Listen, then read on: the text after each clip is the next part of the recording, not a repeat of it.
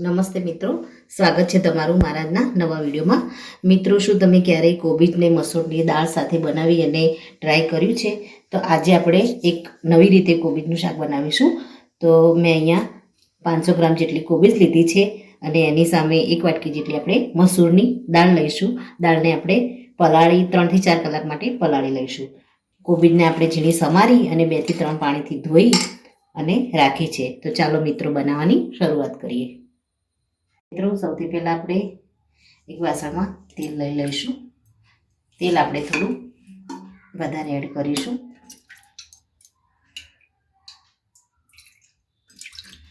ત્રણ ચમચી જેટલું આપણે તેલ લઈ લઈશું. તેલને આપણે ગરમ થવા દઈશું. તેલ થોડું ગરમ થાય આપણે એમાં જીરું એડ કરી દઈશું. 1 ચમચી જેટલું આપણે જીરું લઈશું. જીરુંને આપણે થોડું આમાં બ્રાઉન થવા દઈશું. એક મીડિયમ સાઈઝનું તેજ પત્તા લીધા છે. 2 આપણે સૂકા મરચાં લઈશું. મિત્રો, ત્યારબાદ આપણે આદુ અને લસણની પેસ્ટ એડ કરી દઈશું. આમાં આપણે જીરું વાટીને લીધું છે. ત્યારબાદ વાટેલા મરચાં આપણે એડ કરી દઈશું. ત્યારબાદ ઝીણી સમારેલી આપણે ડુંગળી લઈશું, 1 વાટકી જેટલી. એને આપણે આની અંદર મિક્સ કરી દઈશું.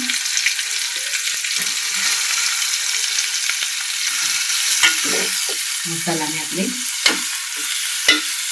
ડુંગળીની કલર ચેન્જ થાય ત્યાં સુધી આપણે હાઈ ફ્લેમ ઉપર થોડી આપણે ચલાવતા રહીશું.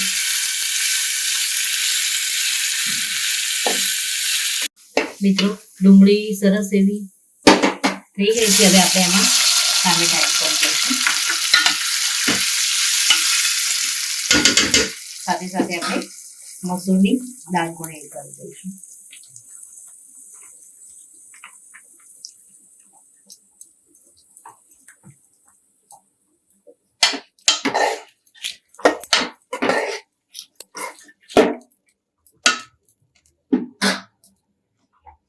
ત્યારબાદ આપણે કોબીજ એડ કરી દઈશું. કોબીજ આપણે સમારીને રેડી રાખી છે.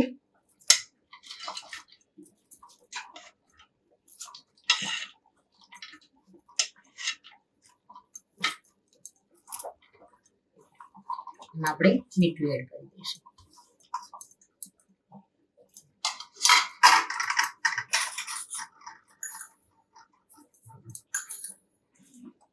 શાકને આપણે થોડું ચલાવી લઈશું.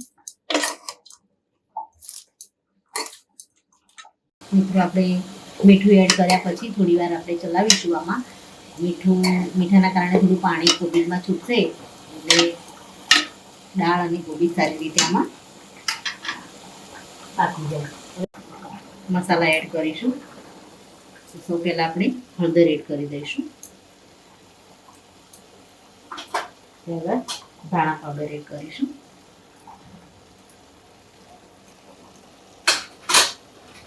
મરચું આપણે મીડિયમ તીખું લઈશું. અને ગરમ મસાલો એડ કરી દઈશું. આપણે ચલાવી લઈશું.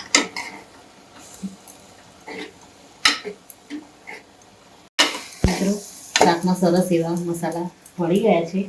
હવે આપણે થોડું પાણી એડ કરી દઈશું અને ધીમા તાપે આપણે આને કૂક થવા દઈશું. દાળ છે એટલે આપણે થોડું પાણી એડ કરીશું.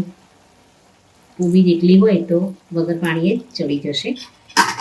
દાળના ભાગનું આપણે પાણી એડ કરવાનું રહેશે આની અંદર. હવે આપણે ગેસને મીડિયમ કરી અને ધીમા તાપે આપણે એને ઢાંકી અને કૂક થવા દઈશું. મિત્રો, શાકને આપણે વચ્ચે વચ્ચે થોડું હલાવતા રહીએ તો નીચે ચોટે નહીં. શાક બની અને રેડી થઈ ગયું છે. ગેસને આપણે બંધ કરી દઈશું અને ઉપર આપણે સમારેલી કોથમીર એડ કરી અને હવે આને આપણે સર્વ કરી લઈશું. મિત્રો, રેડી છે કોબીજ અને મસૂરની દાળનું મસાલેદાર શાક. તમે પણ આ રીતે ઘરે બનાવો, કોબીજ જેને ના ભાવતી હોય એ પણ ખાવા લાગશે. તો મિત્રો, આ સાથે મારો વિડીયો પૂરો થાય છે. જો મારો વિડીયો તમને ગમતો હોય તો મારી ચેનલને લાઇક, શેર અને સબસ્ક્રાઈબ કરવાનું ભૂલશો નહીં. અને કમેન્ટમાં જરૂરથી લખો કે મારા વિડીયો તમને કેવા લાગે છે. ફરી મળી એક નવા જ વિડીયો સાથે. ત્યાં સુધી આવજો. Thank you.